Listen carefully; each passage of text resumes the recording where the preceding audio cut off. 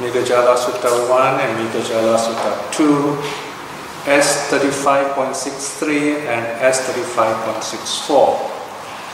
Now we don't know much about this monk called Megajala.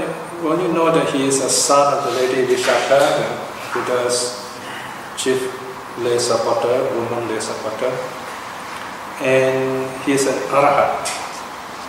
In the first sutta, he goes to the Buddha and asks a question. In the second sutta, he becomes an arahat. The teaching basically is the same, so we can kind of look at both together and look at the essence of it as time permits. So my book is page 72, the translation. The first discourse to Megajala, S35.63. What is your page? Same page. Same page. Huh? Okay, so here again the sutta starts right away, originating at Savatthi. Then the Venerable Megajala approached the Blessed One, saluted him, and then sat down at one side. Seated thus at one side, the Venerable Megajala said this to the Blessed One: alone dweller, eka vihari, Bhante. It is said, in what way, Bhante, is one a lone dweller? And in what way is one living with a partner? So we have two terms here. Lone dweller, eka vihari, and then you have dutiya vihari. Very interesting word. Eka, dutiya. The one who lives alone, the lone dweller, and the one who lives with a second, dutiya vihari. So probably these terms are already quite well known at this time. So this monk Megajala asked the Buddha, what does eka vihari means? What does it mean to live alone? So this whole sutta answers that question. Then the Buddha starts the teaching, section 4. There are Megajala, forms cognizable by the eye that are desirable, pleasant, agreeable, lovely, arousing, sense desire, enticing. If a man is enticed by them, welcomes them, remains attached to them, then on account of that approving, welcoming, remaining attached to them, delight arises. When there is delight, there is lust. When there is lust, there is bondage. Bound by the bonds of delight, Megajala, a monk is said to be one living with a partner. Okay, there you are.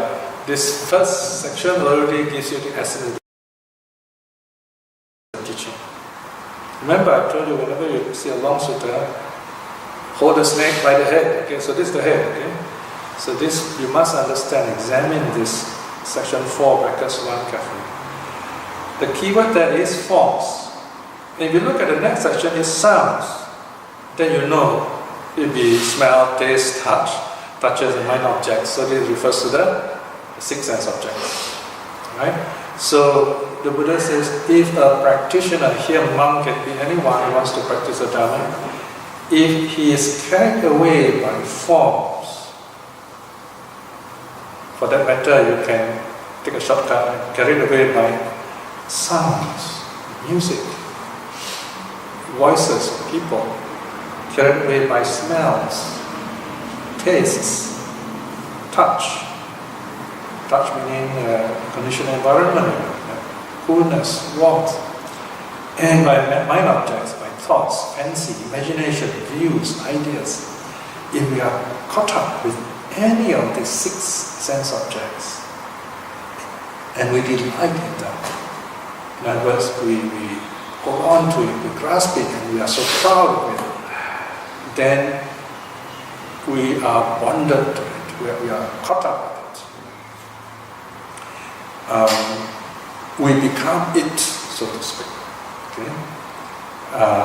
We give it a personality. We identify with it. This is another kind of self-identity view. You say, this is my view, this is my idea. This is quite tricky, you know, when you're a teacher. For example, over the 40 to 50 years of writing, Very often I face lots of problems with the suttas and I have to think about it, how to solve it.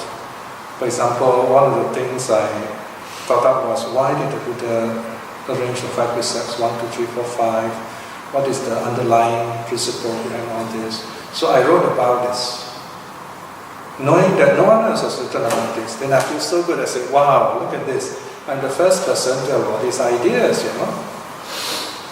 And we even copyright it and so on. And then next thing you see someone else mentioning these very same ideas as if it is his own, without even saying Piya Tan came up with this idea in year 2011 or whatever, So I told myself, hey, this guy, is ungrateful, he's plagiarizing, he's not acknowledging his sources. Well, we don't know, he could come up with this idea himself. But the thing is, you tend to identify with the ideas, your ideas in them. So this is on a kind of subtle level. So this is where, on a spiritual level, on a Dharma level, we feel happy, see, wow, this person, sees the 5 precepts in the same way, and it's good. So the idea is simply to be happy and let go, not to be caught up. Delighting, say, oh, this is my idea. So if you can allow this kind of space, you, in other words, see yourself as more than just ideas and sights, sound, smell, taste, touch. Then you have let go of all these things, you have no attachment to them, then you will continue to grow, in other words. Okay?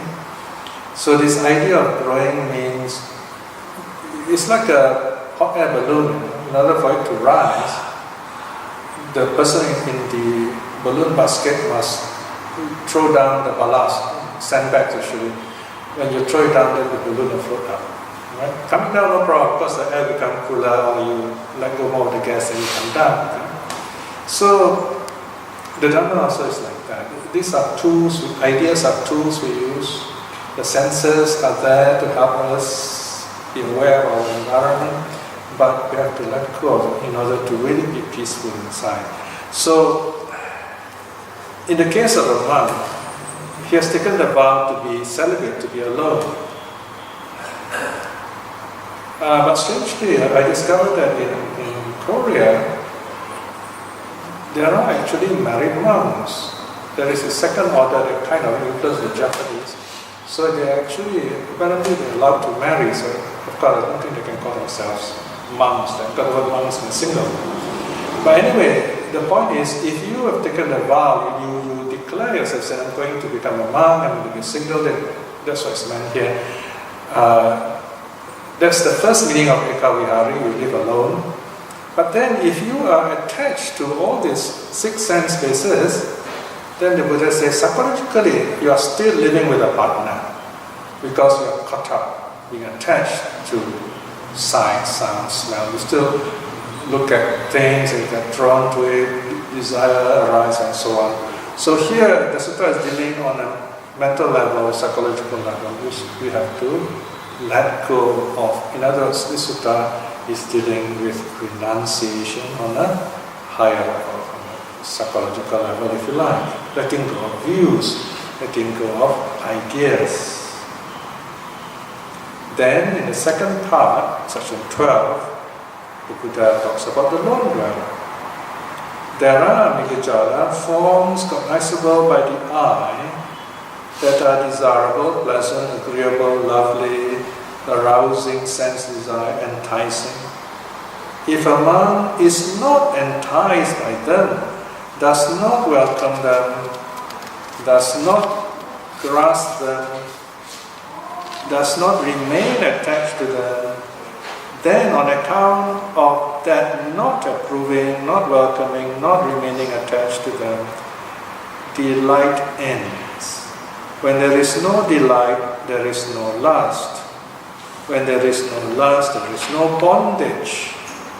Freed from the bonds of delight in Gajala, a monk is said to be a lone dweller. Right, so here is a very interesting definition of renunciation. A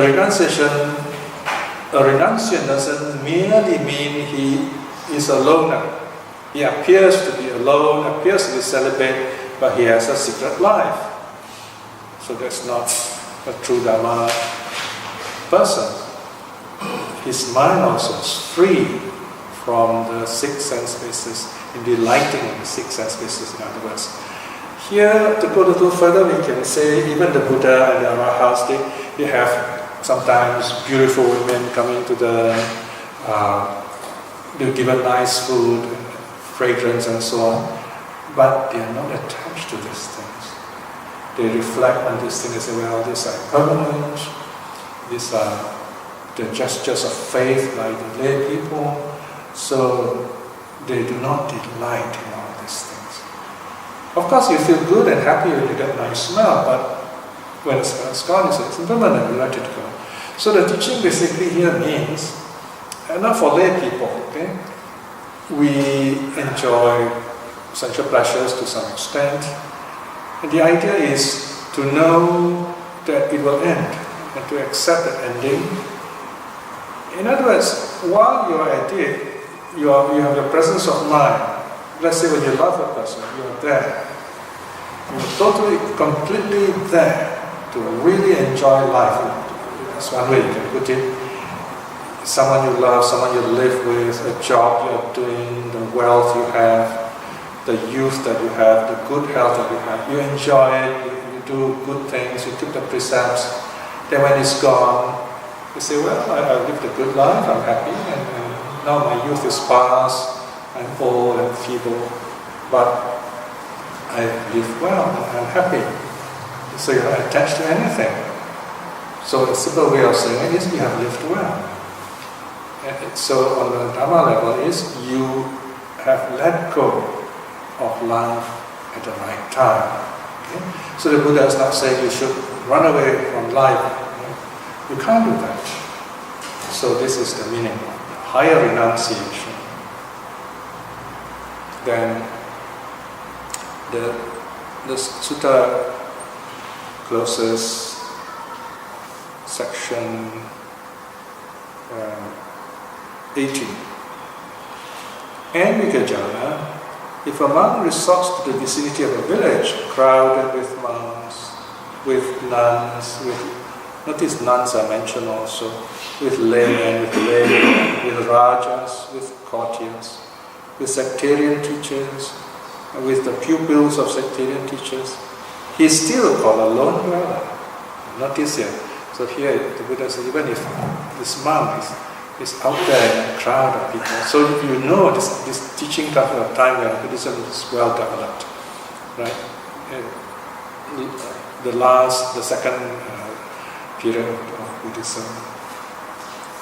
What is the reason for this? Because Bhikshu is craving. Craving was his partner, but he has abandoned it. Therefore, he is called the lone dweller. Here, the Buddha is indirectly referring to the Arhat. Okay? He's given up all craving. So, this is the teaching to Megajala. Then, in the second sutta, Megajala Sutta 2S38.64, Megajala comes again, asks the Buddha. This time, Megajala is going to go for a retreat. Now, we do not know what is the time difference, after how long he came back to ask the Buddha. But this is the time when he took leave to practice for his awakening to be an Arhat. Look at page 76. Savatthi. Then the Venerable Megajala approached the Blessed One, saluted him, and then sat down at one side. Seated thus at one side, the Venerable Megajala said this to the Blessed One. It would be good, Bhante, if the Blessed One were to teach the Dharma in brief. Now once you see this word, this phrase Dharma in brief, you can guess that this monk is going to go into retreat, is going to become an Arhat. So that, having heard it, I might dwell alone, aloof, diligent, exertive, and resolute. So this is the pericope, the phrase, usually, of taking leave to go into solitary retreat. Then the Buddha gave the teaching very similar to Megajala Sutta 1. This is the teaching the Buddha gave. There are Migajala forms cognizable by the eye that are desirable, pleasant, agreeable, lovely, arousing, sense desire, enticing. If a monk finds them enticing, welcomes them, remains attached to them, then on account of that approving, welcoming, remaining attached to them, delight arises. Migajala, with the arising of delight, there is the arising of suffering, I said. Same thing with sounds, smells, taste, touches, mind objects. Then the second part, the positive section 10 onwards, there are Migajala forms cognizable by the eye that are desirable, etc. The words are the same. Then the next line, if a monk is not enticed by them, does not welcome them, does not remain attached to them, then on account of that not approving, not welcoming, not remaining attached to them, delight does not arise. Migajala, with the non-arising of delight, there is the ending of suffering, I say. And the same thing is repeated for sound, smell, taste, touches, and mind objects. Okay? So this is the teaching. Now then section 16, next page. Then the Venerable Migajala, delighted, rejoiced in the Blessed One's word, rose from his seat and after paying homage to the Blessed One, keeping him on the right, departed. Okay? And then the last part shows Migajala becoming an arahant. Now the question is this.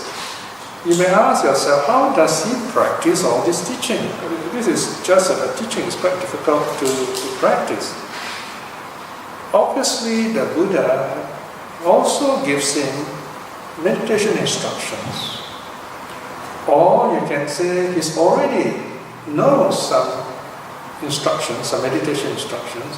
So this Dharma teaching is a kind of guide for him, to motivate him to go to intensify the meditation he already knows. So he goes into solitary practice with that understanding, with that kind of inspiration, with that kind of purpose. Then the sutta ends.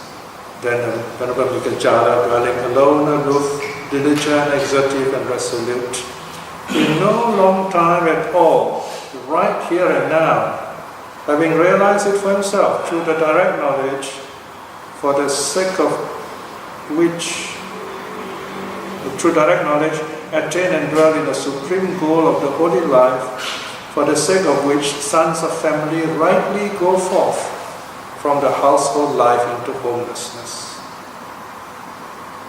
He directly knew birth is destroyed, the holy life is lived, done what is to be done. There is no more of this state of being, and the Venerable Migajala became one of the arahants. Okay? So he meditates and he attains this goal. So there you see the Buddha giving the instruction on learning to let go. So with that, he goes into his meditation and he attains jhana, and from that he becomes an arahant. So here, in other words, we have to use our imagination a bit to see that this monk, he has also learned some other meditation. He has been a monk for many years. He has also learned some other forms of both teachings and meditation. And here he's taking leave to do it all by himself, so that it becomes a truly lone dweller, as in the Migajala Sutta 1. And he ends up as an arahant. Okay, we've finished our reflections. Any questions? So now that we end here, let us close with a short reflection. We have finished another sutta on this very wonderful, peaceful Sunday. These are moments we should cherish, we should rejoice. Very peaceful. We don't always get this kind of situation where our good karma ripen and we're able to listen to the Dharma, listen to the suttas, reflect on them, and go on with our practice. Never take this moment for granted. The next thing is to use these things we have learned to build up our inner peace, so that we are strengthened, so that we wise up, and wherever we go, whatever we do, we know what to do, and we are always learning something that betters us, that wises us up, so that we go on to be free from suffering and also benefit others. Reflecting in this way is wonderful good karma. By the power of such karma, may we be blessed with the courage and wisdom to aspire to string winning in this life itself. By the same token, by the power of the three jewels, may all those whom we care for and love be well and happy. May all those who are practicing the Dharma quickly awaken to true reality and liberation. May everyone here in this place to be well and happy. And also let us send out our loving kindness to all those who are seeking the Dharma, who have difficulties finding the true teaching. May they discover awakening and happiness in this life itself. May all beings be well and happy. Sadhu, sadhu, sadhu.